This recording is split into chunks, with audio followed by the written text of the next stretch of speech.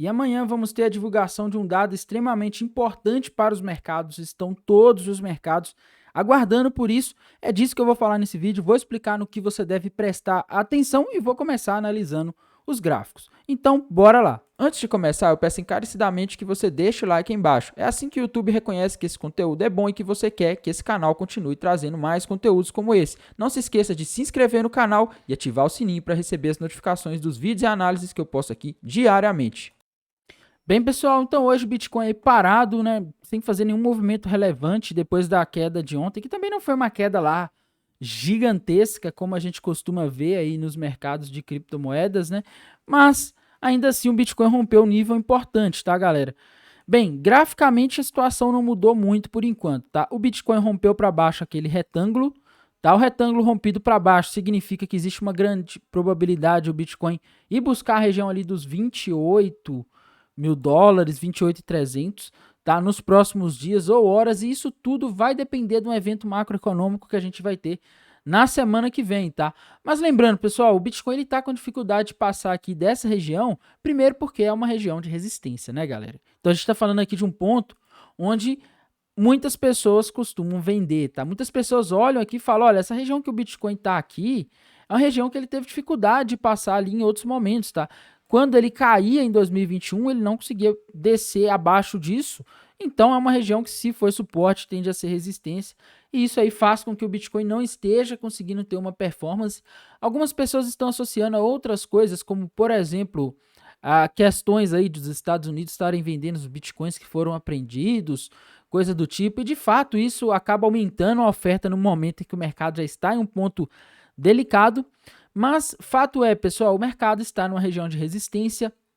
Por enquanto, pessoal, ele ainda não foi buscar o alvo e tem um movimento aqui que eu espero e acredito ser bem provável que o Bitcoin faça nos próximos dias, que é o de ir testar a região de resistência que foi rompida. Tá? Hoje o Bitcoin chegou perto, mas acredito que o Bitcoin ainda pode voltar ali na região dos 29.500 dólares, talvez até um pouco acima, para fazer o pullback e aí sim buscar a região dos 28, tá? Por enquanto eu sigo aguardando aqui para montar uma posição, pessoal. Estou aguardando sinais do mercado e também estou aguardando um evento de amanhã, tá? A gente nunca pode esquecer que a baliza de todos os mercados, inclusive de criptomoedas, são os outros mercados que dependem exclusivamente da política macroeconômica e monetária dos Estados Unidos, tá? SP500 subiu hoje, pessoal. Galera, é impressionante esse SP500, né? Ele já está perto da máxima e é como se a gente não tivesse tendo juros altos no mundo, é como se nada disso tivesse batendo nos mercados, né? Mas amanhã a gente vai ter um evento importantíssimo. Hoje também a gente teve um evento muito que surpreendeu o mercado, vamos dizer assim, né?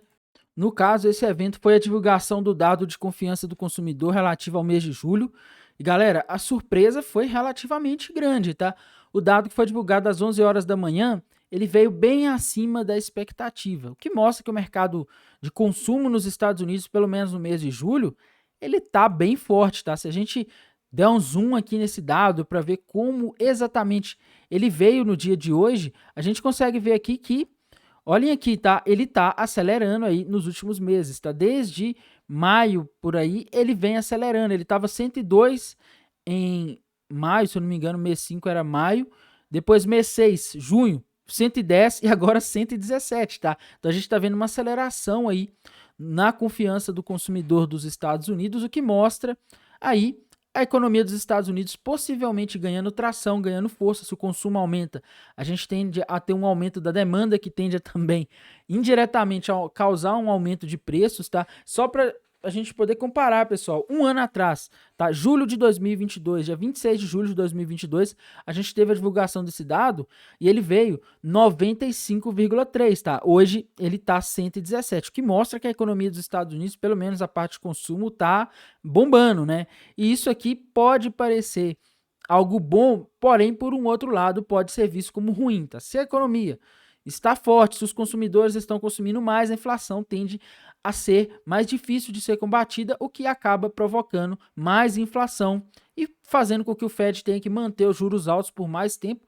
ou talvez até subir os juros mais, né? Mas é amanhã que a gente vai realmente saber, pessoal, porque na parte da tarde nós vamos ter aí o Fed decidindo a nova taxa de juros, tá? Provavelmente a gente vai ter um aumento de 5,25 para 5,5, né?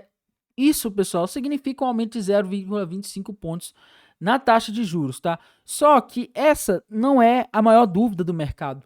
O que o mercado vai prestar atenção é na declaração do FONC, que vai ser às 3 horas da tarde, começa às 3, e na coletiva de imprensa, onde o Jerome Powell vai estar respondendo os jornalistas, né, ali a partir das 3h30 da tarde, onde eles vão estar perguntando para ele quais as posições dele, quais as perspectivas dele em relação à política monetária. E a maior dúvida do mercado agora é: vai ou não vai ter mais um aumento de juros, galera? Porque o Fed tinha adiado.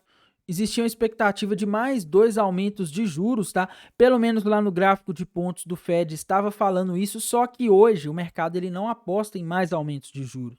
Hoje o que o mercado está apostando é: amanhã vai ter um aumento de juros, isso já está precificado, pessoal, não tem uma discussão em relação a amanhã, mas a dúvida é em setembro.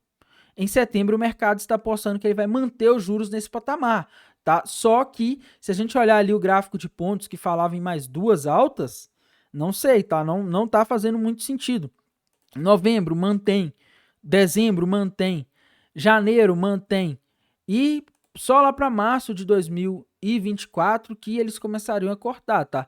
Essa é a perspectiva do mercado e por isso que tá assim uma grande sombra, uma grande dúvida no mercado nesse momento, que é: o Fed vai ou não vai dar mais 2 altas de juros ainda? Vai faltar mais uma depois dessa? Essa é a grande dúvida, pessoal. O mercado está precificando até agora só uma.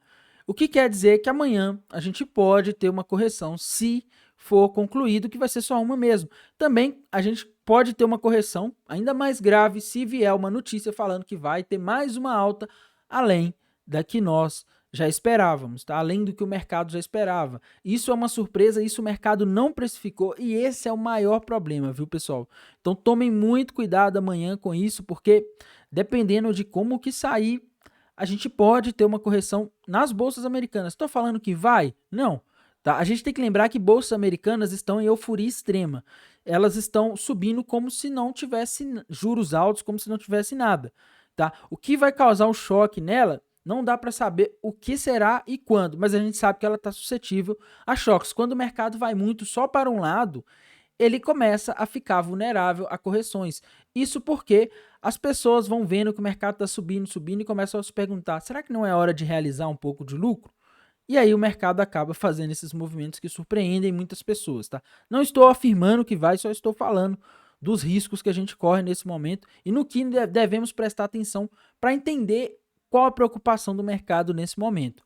Também teremos ali a divulgação de alguns dados relacionados ao mercado imobiliário pela manhã, mas isso não é o mais importante, viu, pessoal? A não ser que a gente comece a ter dados aí muito diferentes do que é esperado, tá? Mas não tem nada indicando isso e, por enquanto, a preocupação do mercado é: Fed vai dar ou não vai mais uma alta de juros em setembro ou novembro? Enquanto isso, seguimos aqui no mercado de criptomoedas com mais pessoas compradas do que vendidas nos últimos dias, tá? O que aumenta ainda mais o risco de uma correção.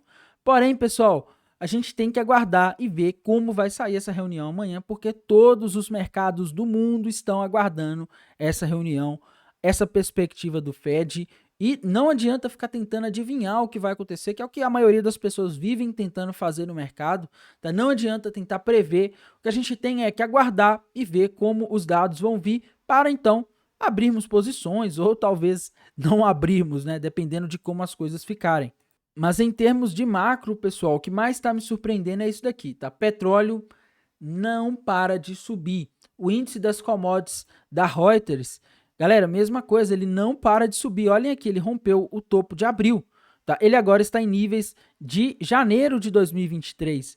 Quando existia a perspectiva de que a China estava reabrindo, tá? Olhem aqui, a gente vê aqui o índice de commodities da Reuters, na verdade ele passou, né? Na hora que eu vi hoje de manhã, ele estava no nível de janeiro, mas essa subida aqui, por exemplo, ali a partir do início de janeiro, ela ocorreu porque o mercado estava com a expectativa de que a China iria reabrir, iria estimular sua economia. Atualmente a gente está vendo que não, tá? A China reabriu, mas a economia chinesa segue muito fraca, né? Com desemprego entre jovens muito alto, tá? E agora, meus amigos, a gente está vendo aqui o índice de commodities da Reuters rompendo uma região de resistência, tá? Eu sei que é um índice que engloba várias commodities diferentes, então não dá para tomar isso daqui como uma verdade absoluta, né? Mas mostra que esse grupo de ativos está se valorizando forte. Isso acredito que esteja ligado a dois motivos. Cortes nas produções de petróleo que os Estados Unidos, que a Rússia e a Arábia Saudita fizeram recentemente. E o índice de commodities como um todo, acredito que há o corte de petróleo e também o que a Rússia está fazendo lá no Mar Negro, né? A Rússia e a Ucrânia se desentenderam novamente, a Rússia está bombardeando terminais de grãos lá no Mar de Azov, na região de Odessa. Não sei se é Mar de Azov, está no Mar Negro, ali naquela região. E isso aí está fazendo o preço do trigo subir. E se o preço do trigo sobe, o preço de bens substitutos, ou seja, bens que podem ser usados no lugar do trigo, tendem a subir também. Tá? Então, isso acaba gerando uma alta em commodities que são utilizadas para a produção de alimentos, como é o caso ali de outros cereais que podem substituir o trigo nas formulações de rações. Enfim, o que a gente está vendo aqui não é nada bom para a inflação dos Estados Unidos. Tá? A gente está vendo o índice de commodities da Reuters no nível mais alto de 2023, nível mais alto até agora, pessoal, o que pode acabar batendo na inflação dos Estados Unidos nos próximos meses. E eu estou muito curioso, inclusive, galera, para ver o que o Jerome Powell vai falar disso amanhã na reunião, tá? Tô muito curioso, quero ver qual a perspectiva dele, porque dependendo, pessoal, ele pode ver isso daqui como um problema e falar, olha, vamos dar mais uma no mês que vem, sim, tá? Se os índices de inflação forem contaminados, vamos dar mais uma, sim. Embora essa não seja a principal inflação que eles combatem, se isso aqui começar a subir de novo, vai ser inflação de novo, com a inflação lá nos Estados Unidos já se tornando uma inflação inicial, e aí complica muito para eles, tá? Bem, pessoal, não podemos deixar de falar do Ethereum também. Ethereum parece que rompeu uma deriva, né, para baixo. Hoje subiu um pouco acompanhando o movimento do Bitcoin, não mudou muita coisa. Tá XRP, galera. XRP hoje tá paradinha, né? Não tá fazendo nenhum movimento grande, mas se romper para baixo aquela região ali dos 65 centavos de dólar, é topo duplo com alvo na região dos 52, tá? Por enquanto ainda não rompeu, então vamos ficar de olho. Outra moedinha aqui que a gente não pode deixar de comentar, pessoal, é a BNB. Token BNB da Binance parece estar formando uma bandeira de baixa e hoje, apesar de todas as outras criptomoedas estarem em leve alta, a BNB está caindo, tá? O que mostra que ela está fraca. E, meus amigos, se ela romper para baixo, essa bandeira de baixo, o alvo para a BNB na região de 166 dólares, tá? O que seria muito ruim, provocaria uma desvalorização muito forte no token, que já está em tendência de baixa aí nos últimos dias. Também não podemos deixar de falar da Matic, que é uma outra criptomoeda que está com um gráfico bem confuso, diga-se de passagem, né? Quando a Ripple venceu o processo lá da SEC, ela chegou a subir ali, rompeu para cima aquela possível cunha, mas a gente continua vendo ela aqui um pouco fraca, né? Ela não está com força para dar continuidade ao movimento. Se a gente olhar aqui, ela está em uma região de suporte, de resistência, bateu numa região de resistência ali de 78% da retração de Fibonacci, e começou a corrigir, tá? Então, Matic segue uma situação difícil, não tem nenhum padrão gráfico muito claro aqui para a gente identificar o que ela está fazendo exatamente, mas uma coisa é nítida, a tendência dela continua de baixa nos últimos tempos, isso pelo menos desde fevereiro de 2023, que ela vem fazendo topos e fundos mais baixos, e mesmo com o resto do mercado subindo, ela não está conseguindo acompanhar aí nesse ano de 2023, beleza? Bem, pessoal, no mais é isso, vamos prestar atenção amanhã nos dados macroeconômicos, porque isso é muito importante, principalmente o que o Jerome Powell vai falar. No mais, desejo uma ótima terça-feira, um bom descanso e bons negócios. Até mais, tchau!